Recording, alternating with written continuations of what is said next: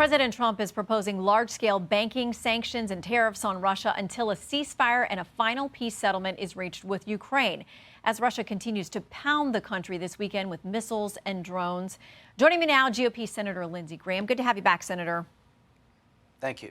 So there's a pause right now on Ukrainian aid and intelligence sharing. There are reports that that is hampering Ukraine's ability to defend itself against this incoming new wave of attacks from Russia. Have you talked with the White House about that? How concerned are you about the long-term impacts of the pause? Yeah, I talked to Mike Waltz a couple of days ago. The goal is to end the war honorably and justly. Zelensky blew it in the White House. We'd been working on this mineral deal for a very long time, but we are where we are. Yeah, I am worried about cutting off intelligence and weapons to Ukraine as long as the fighting is going on.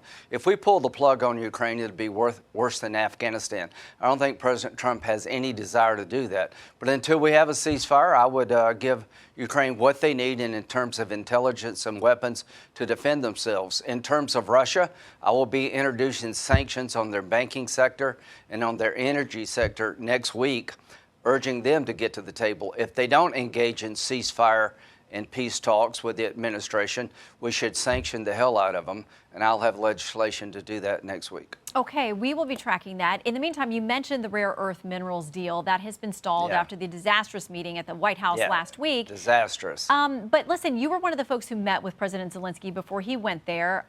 Senator Chris Van Hollen was as well. He was with me on the show last week. Here's how he described that deal. It was extortion, pure and simple. It would be like in the middle of World War II, FDR saying to Churchill, we're not going to help you against the Nazis and Hitler unless you give up half of your mineral resources and half of your coal. All right, two things. What do you make of his characterization of the deal? And he was explaining it as we understood it at that time. Maybe it's evolved. But secondly, do you think that his Democratic colleagues or that he urged Zelensky to go to the White House and reject the deal? No, I don't. But what Chris said, I like Chris personally, is just ridiculous. We're trying to integrate our economies. We're trying to make sure that Ukraine has value to the American economy, a win-win situation. They're the richest country in Europe in terms of critical minerals, which is the oil of the 21st century. So doing a deal with Ukraine is beneficial to both countries. It's not extortion. Wouldn't it be nice to be able to do a deal with Ukraine where we can make $500 billion in the critical mineral space for our own economy, give them money, help them develop their resources so they can grow their economy and defend themselves? That's not extortion. That's a good business deal. And to all these Democrats who are worried about this deal, what the hell did you do to deter Russia from invading Ukraine? What did you do after Russia invaded Ukraine? Pretty much nothing. President Trump's going to end this war justly. We should do this critical minerals deal. We should keep arming Ukraine and providing them intelligence until a ceasefire. And we should tell Russia, if you don't engage in ceasefire discussions, we're going to sanction you. We got to put pressure on both sides to get them to the table to end this war. The minerals deal is a win-win. Well, it sounds like there's reporting this morning that the president needs more than just the minerals deal in order to move forward with giving back, the aid, the intelligence sharing with Ukraine. So, listen, this all heads to Saudi Arabia this week. Top U.S. And Ukrainian officials are going to be there negotiating. What would you need to see to expect or to call that a success? What concrete things coming from those meetings? Well, I think we want to find out what does peace look like in the eyes of Ukraine. They've already suggested they're ready for a ceasefire. They've already suggested they're ready for peace talks. Sit down with Ukraine this coming week and find out what a good deal looks like to them. Then urge the Russians to sit down with the White House and compare notes and end this war. Shuttle diplomacy will work. But I want the Russians to know that I don't mind talking with you about how to end this war, but you're going to be held accountable for this war. And if they don't come to the table, the Russians, we should up sanctions like President Trump indicated. But you're not helping anybody during these discussions if you do not provide the weapons necessary for Ukraine to defend themselves. You're not helping end the war if you deny intelligence to Ukraine to defend themselves while the fighting's going on. So I'm hoping we will get a view of the Ukraine's view of how the war ends next week and begin to find a way to end the war. Well, another foreign policy challenge, tensions ratcheting up between Iran and the U.S. And the president told our Maria Bartiromo he sent over a letter to Iran's supreme leader on X this weekend, not mentioning President Trump by name or the U.S., but saying he won't work with coercive governments or be bullied by them. Where do we go next with Iran? Because their nuclear program is of immense concern to people around the globe.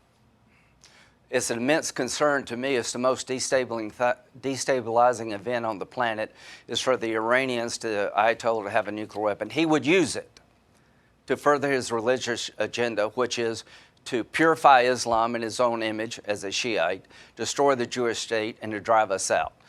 He would use a nuclear weapon if he had it. He has enough enriched uranium for 6 bombs. There's no commercial purpose for enriched uranium at 60%. We run peaceful nuclear reactors, 3 to 5% of enrichment. Here's what a good deal will look like to me. No more enrichment for Iran. Take all the highly enriched uranium out of Iran. I'm willing to buy it from them and allow them to have nuclear power where fuel rods are provided by either Russia, China, or some international group. Enrichment is the process that you use to make a bomb. Iran should not be allowed to enrich. The United Arab Emirates has a nuclear program. They don't enrich uranium. They get fuel rods from us. That should be the outcome, and it should be quick. If you want to negotiate with Iran, you need to have an end game of where they have no nuclear capability to make a bomb when it's over, and you should put them on the clock. And if you don't put them on the clock and this thing drags out, they're going to rearm and retool. So I don't mind talking to them, but I want an end game to make sure they have no nuclear material to make a bomb when it's over. They're out of the enrichment business, and that we can verify everything I just said. Okay, before we leave that region, I want to talk about Syria as well. There's a lot of news filtering in this weekend and really a ton crossing the wires this morning as well about mass executions and slaughtering of minority groups there, including a lot of Christians, the Alawite minorities as well. What can we be doing? What should we be doing? Well, number one, the guy who's in charge now, Galani, was associated with al-Baghdadi. He's wearing a suit. Does that mean he's no longer a jihadist? I don't know.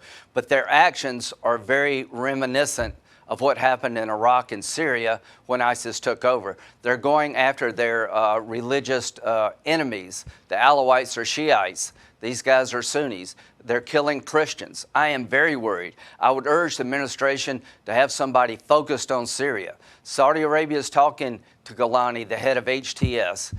If you're going to talk about removing sanctions on Syria, you better have conditions to make sure they meet them before you remove those sanctions. Is this Al-Qaeda or ISIS light, or is this some new form of Islam that we can all live with? I don't know, but I've never been more worried about the deterioration of Syria than I am now. The world needs to get engaged with Syria before it's too late.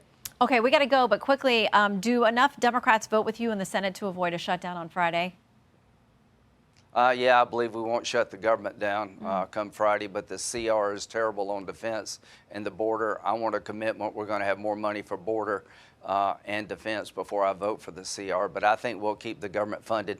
The only thing we need to be shutting down is Iran's nuclear program, not our government. All right. Senator, always good to see you. Thanks for your time.